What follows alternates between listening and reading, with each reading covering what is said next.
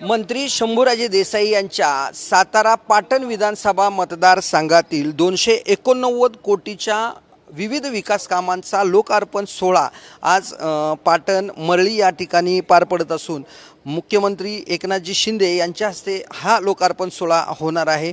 त्याचबरोबर पाटण मतदारसंघातील अनेक ठिकाणच्या उद्घाटनाचा कार्यक्रम आज दिवसभर मुख्यमंत्री यांच्या हस्ते असून त्यानंतर मरळी या ठिकाणी मोठ्या सभेचं आयोजन केलेलं आहे आणि या सभेसाठी या ठिकाणी मोठी तयारी केलेली आहे। 20,000 खुर्च्या या ठिकाणी या सभामंडपात लावण्यात आलेल्या आहेत। एकूणच विधानसभेच्या निवडणुकीच्या पार्श्वभूमीवर मंत्री शंभूराज देसाई यांचं हे शक्ती प्रदर्शन असल्याचं राजकीय चर्चा असून एकूणच आज दिवसभर भरगच्च कार्यक्रम या ठिकाणी मुख्यमंत्र्यांच्या हस्ते होणार आहेत।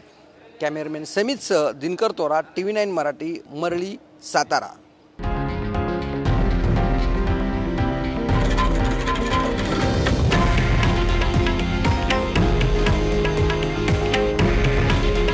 हे आहे देशातील नंबर 1 न्यूज नेटवर्क आणि आपण पाहत आहात TV9 मराठी। काळजी तुमची, हित महाराष्ट्राचं।